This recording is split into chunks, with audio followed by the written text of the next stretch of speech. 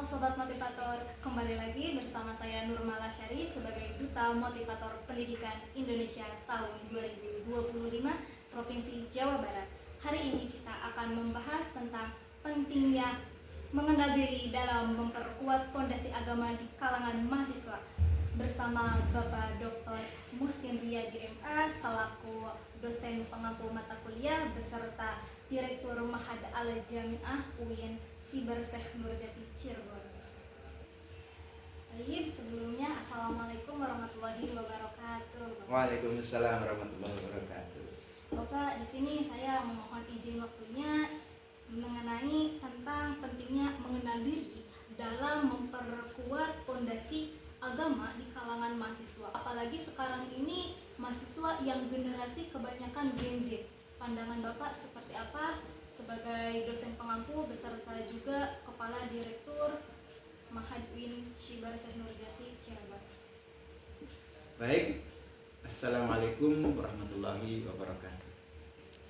Alhamdulillah, assalatu wassalamu ala rasulillah, asyhadu an la ilaha illallah wa la syarikalah, asyhadu anna sayyidina Muhammadan abduhu wa rasuluhu la nabiyya ba'dah, amma ba'd.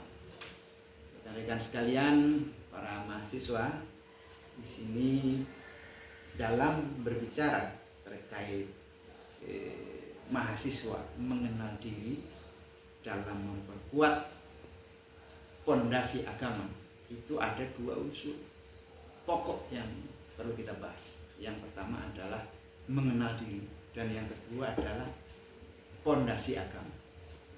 Bagaimana mahasiswa supaya bisa eksis begitu kan ya? Mengikuti perkembangan zaman. Gen Z itu zaman dimana kita penuh dengan sosial media. Banyak orang yang pansos itu, pansos sosial, kita harus tahu TikTok, kemudian ada Facebook. Kalau orang tua cenderung Facebookan, YouTubean. Kalau anak muda, anak kecil cenderung TikTokan gitu. Nah, kalau yang di kantor cenderung menggunakan WA gitu. Kalau Pak Kiai WA itu diterjemahkan sebagai wallahu alam. Cuman kalau kita ya mangga gitu. Artinya apa? Kita itu membentuk generasi yang tahu perkembangan, tetapi di dalamnya itu sudah ada pondasi yang kuat sehingga ketika menghadapi perkembangan kita betul-betul tahu harus seperti apa, bagaimana gitu ya, dalam mengikuti perkembangan. Baik, yang pertama kita kenal dulu siapa kita. Jadi di dalam kriteria kita itu orang itu menurut Bloom, teori Bloom, setidaknya ada dua teori yang membahas tentang ini, ada Howard Gardner, ada Bloom. Kita ngomongin yang Bloom aja yang simpel. Kalau kita tidak kenal diri kita akan ruwet. Nah, menurut Bloom orang itu terbagi menjadi tiga kelompok sifat. Yang pertama kognitif, yang kedua afektif, dan yang ketiga psikomotor. Kognitif itu orangnya begini, selalu realistis. Jadi kognisinya 2 kali 2 sama dengan 4 itu pasti. Jadi orangnya harus masuk akal, harus make sense. Nah, kemudian orangnya selalu menjaga wibawa, orangnya selalu perfeksionis. Cuman di sela-sela itu ada kekurangannya. Kekurangannya biasanya orangnya terlalu egois, pengen menang sendiri. Nah, itu yang pertama. Nah, orang ini kalau kita punya bawaan yang seperti ini, cocoklah jadi kepala sekolah, jadi direktur dan sebagainya. Nah, yang kedua ada golongan afektif. Afektif itu orangnya cenderung pada sikap. Kalau ngomong, tutur katanya itu tertata rapi dan enak didengar, enak dipahami orang lain. Nah, sifat yang paling utama dia adalah perasa. Kalau dia ngomong, dia berpikir saya melukai orang lain enggak. Kalau kognitif nggak peduli, saya mau membuat orang lain susah, membuat orang lain sedih, bodoh amat, itu bukan urusan saya. Kebanyakan begitu. Nah, tetapi kalau efektif, dengan kata lain dia menjadi perasa. Kalau ngomong nggak enak. Misalkan ada anak muda, anak mudanya itu ditaksir oleh 2 calon pasangan. Anak mudi lah, contohnya cewek, ditaksir oleh 2 orang cowok. Dia nggak akan kasih jawaban iya atau tidak. Karena dia kalau menolak salah satunya nggak enak pada yang lain. Dengan kata lain dia bisa jadi pelin-pelan, tapi dengan kata lain dia memang tidak bisa tegas karena nggak enak. Nah, disinilah kita harus tahu siapa diri kita.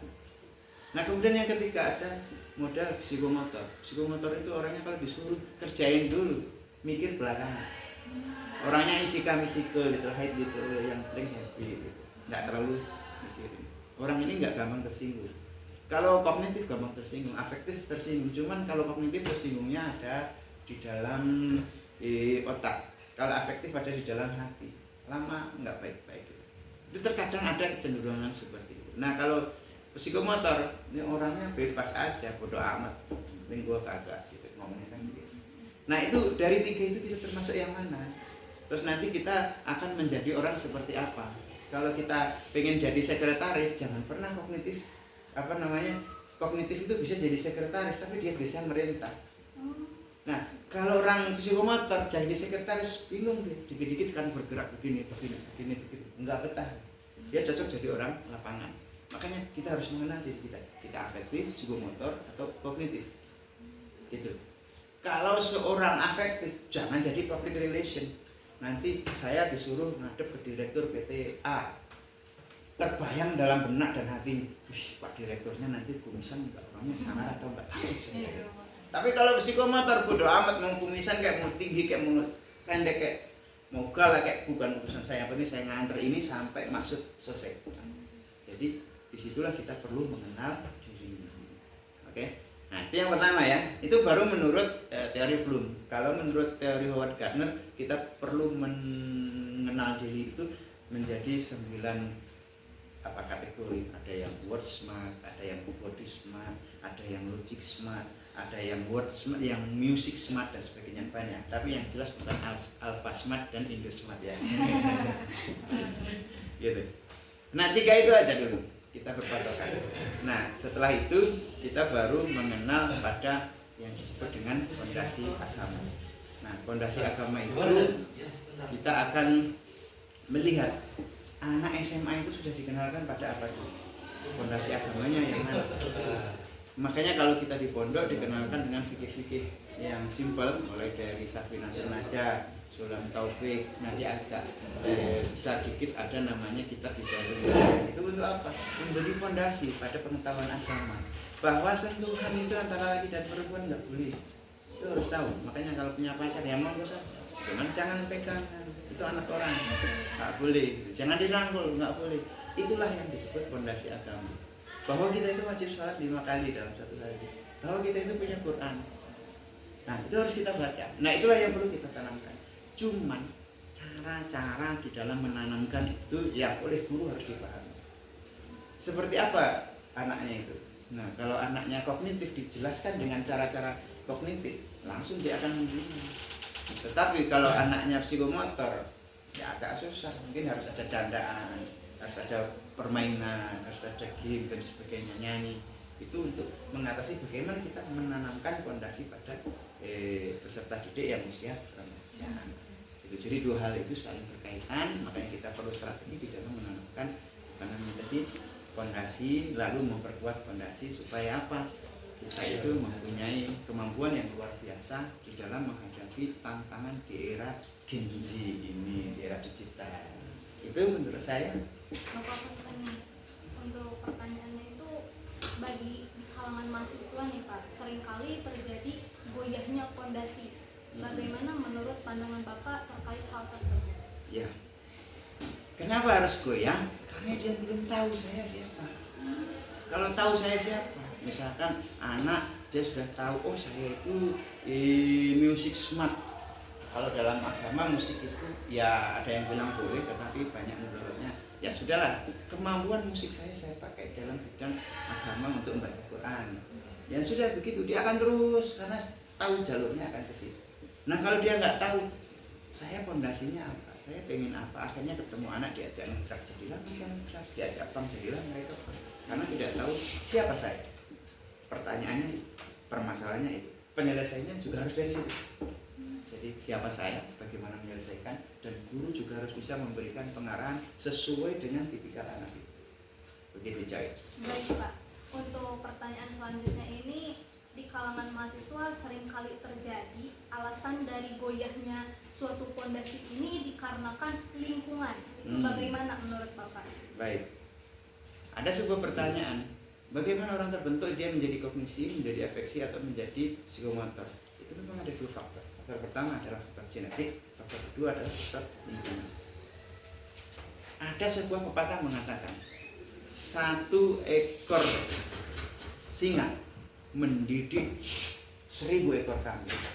Kambingnya semua itu akan mengaum seperti singa.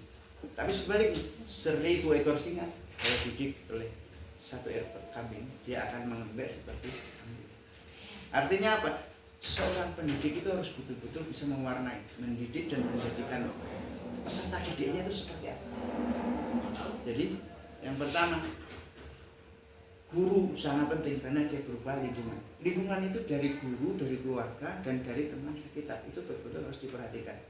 Jadi kita masukkan ke lingkungan yang mana. Makanya orang ada dimasukkan ke pondok supaya apa? Dia bersih dari lingkungan yang gak jelas. Nah, cuman jangan lupa kita hidup di era Gen Z, di era digital. Meskipun di pondok ya harus mengenal internet, mengenal HP, mengenal TV. Jangan semuanya dibuang. Bahaya itu. Nanti yang ada di internet isinya pornografi semua, provokator semua. Jadi kita yang sholawat, ngaji, kemudian sholat dan sebagainya, pelajaran agama kita masukkan ke internet supaya apa? Internet itu ada isi-isi konten-konten terkait agama. Jadi dua hal tadi memang memegang peranan 50-50. Satu faktor gen, yang kedua faktor lingkungan. Makanya kita harus pintar itu membentuk lingkungan supaya apa? Adalah nilai-nilai agamis di lingkungan itu, baik lingkungan keluarga, lingkungan internet, lingkungan pertemanan maupun lingkungan sekolah. Gitu John. Oke, terima kasih banyak sebelumnya kepada Bapak atas jawabannya. Mungkin di sini Bapak bisa memberikan nasihatnya kepada anak-anak di luaran sana, bagaimana tata cara untuk memperkuat fondasi agamanya di kalangan mahasiswa. Baik, ada sebuah pepatah Arab mengatakan man arafa nafsahu faqad arafa rabbah. Siapa yang kenal dirinya, dia bisa mengenal Allah. Masya Allah. Nah, artinya apa? Dalam mengenal Allah itulah yang disebut dengan fondasi agama. Nah, sebelum memahami itu, kenali dulu diri sendiri. Siapa saya? Who am I? Itu man am. Siapa saya? Saya seorang kognitif. Ya sudah, kita belajar sesuai core kognitif. Kita kejar cita-cita sesuai dengan kognitif. Jangan melenceng tiba-tiba seorang psikomotor tiba-tiba jadi sekretaris. Saya yakin nggak akan betah dia duduk begini. Pasti 1 menit pertama begini, 5 menit kedua pasti begini, 3 menit kemudian begini. Dia nggak akan betah. Nah, tetapi kalau dia seorang afektif yang biasa duduk manis, dia akan betah. Jadi kenali dulu diri, lalu baru kita mengenali lingkungan, lalu mengenali masa depan kita. Seperti itu. Baik Pak, terima kasih banyak Bapak dari materi yang tadi disampaikan yang begitu sangat bermutu bagi anak-anak di kalangan Gen Z pada saat hari ini. Baik, Oke. Assalamualaikum warahmatullahi wabarakatuh. Waalaikumsalam warahmatullahi wabarakatuh.